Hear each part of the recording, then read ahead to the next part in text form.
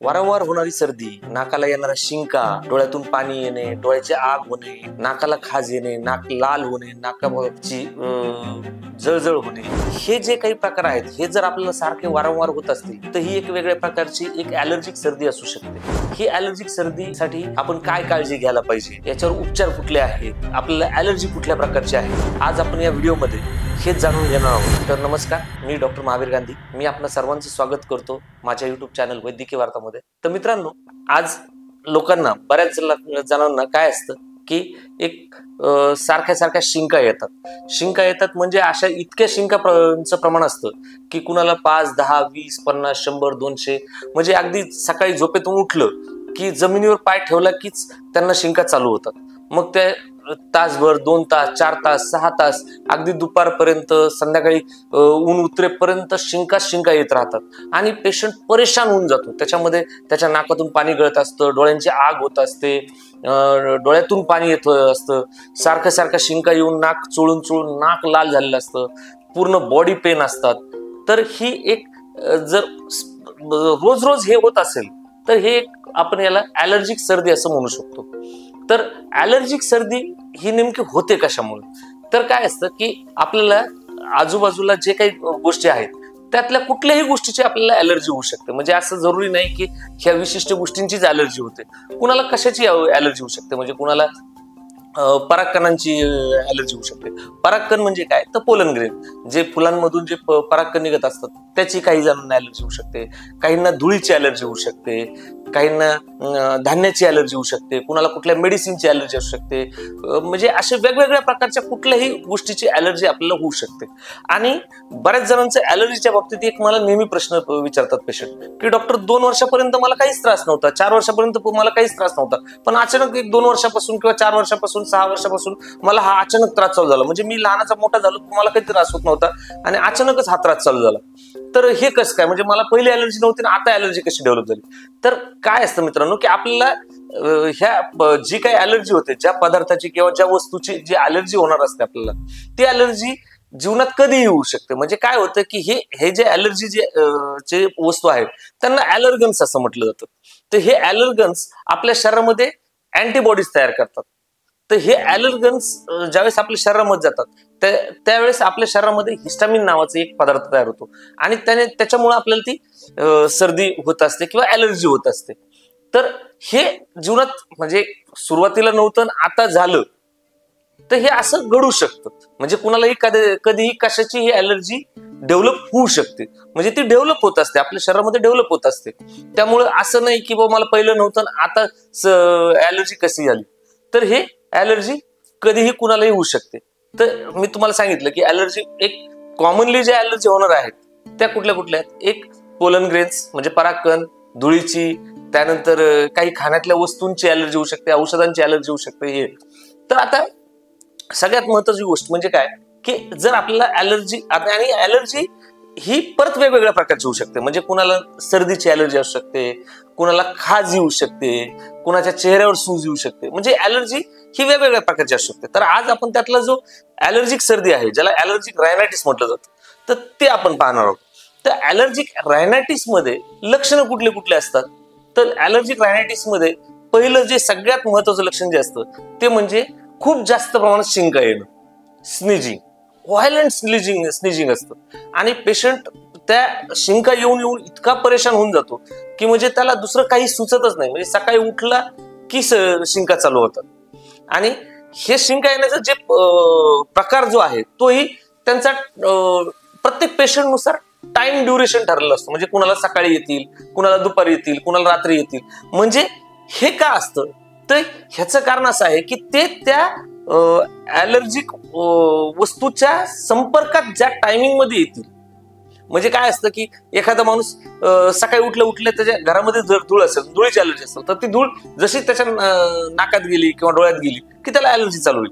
किंवा एखाद्या व्यक्तीला कशाच्या धान्यातल्या जे डस्ट असते त्याची ॲलर्जी, मग त्याच्या दुकानात जर समजा तो दुकानात जात असेल आणि तिथं धान्याचं काही असेल, तो दुकानात गेला की धान्याची धूळ त्याच्या नाकातोंडात गेली की लगेच इमिडिएटली त्याला तिथं शिंका येतात. म्हणजे हे जे टाइम स्लॉट जे आहेत, ह्या टाइम स्लॉट किंवा आपण कुठल्या गोष्टीच्या संपर्कात येतोय त्यानुसार आपणच आपल्याला ओळखायला पाहिजे की अरे आपल्याला बहुतेक ह्या गोष्टीची अलर्जी वाटते. मग दुसऱ्या दिवशी ते आपण व्हेरीफाय केलं पाहिजे, अरे आपण हे झालं की बरोबर आपल्याला सर्दी झाली. म्हणजे आपल्याला कुठल्या वस्तूची अलर्जी आहे हे आपण स्वतः शोधू शकतो.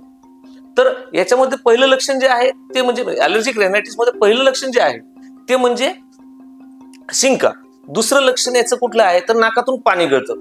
नाकातून एकदम म्हणजे असं क्लिअर वॉटरी पाणी असतं, म्हणजे वॉटरी क्लिअर वॉटर असं नाकातून पाणी गळत असतं. त्याचबरोबर आपल्या डोळ्यातून पण पाणी येतं, डोळ्यांची आग व्हायला लागते, डोळ्यांची खाज यायला लागते, नाकाची खाज यायला लागते. आणि हे खाज आल्यामुळं आणि शिंका आल्यामुळं आपल्याला नाक चोळून चोळून चोळून अगदी नाक सुद्धा लाल जरीत होऊन जातं. काही काही जणांना अलर्जिक रायनायटिस मध्ये घसा तडतड करू शकतो, त्यानंतर बॉडी पेन होऊ शकतात, थकवा येतो, म्हणजे शरीरामध्ये कुठलाही त्राण राहिला नाही असं वाटतं.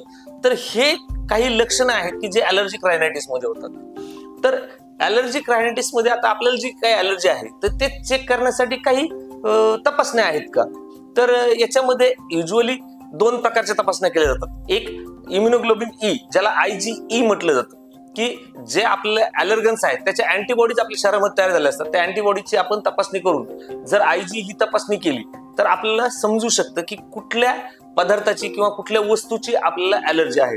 त्याचबरोबर अजून एक दुसरी स्किन प्रिकिंग टेस्ट केली जाते, ज्याच्यामध्ये वेगवेगळ्या प्रकारचे अलर्गन्स आपल्या त्वचेवर ठेवून प्रिक केलं जातं आणि मग त्याच्यात कुठं अलर्जी डेव्हलप होते का.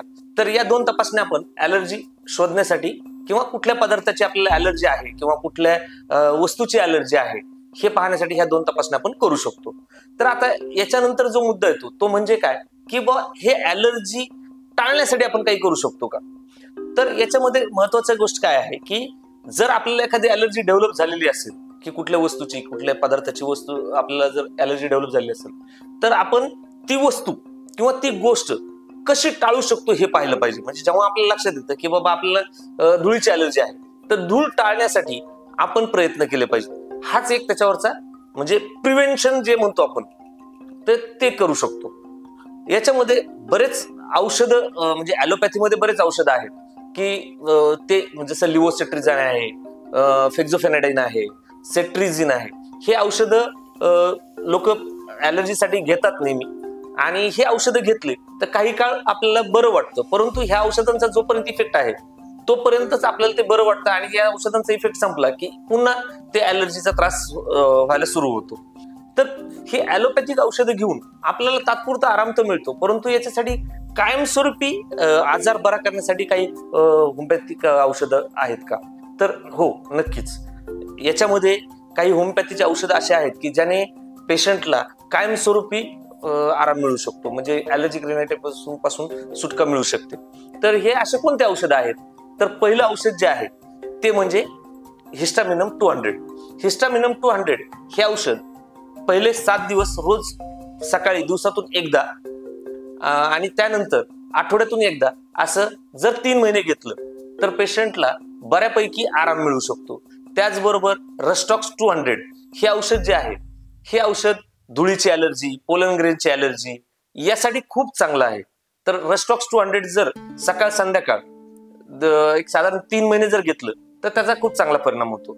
त्याचबरोबर ॲलियम सेपा 30 नावाचं एक औषध आहे ज्याच्यामध्ये पेशंटला नाकातून पाणी गळत असेल, नाकाला जर अशी खाज येत असेल आणि सकाळ सकाळी जर खूप शिंका येत असतील तर त्याने जर ॲलियम सेपा 30 हे दिवसातून 3 वेळा घेतलं एक साधारण 3 महिन्यापर्यंत तर त्यालाही खूप चांगला आराम पडू शकतो.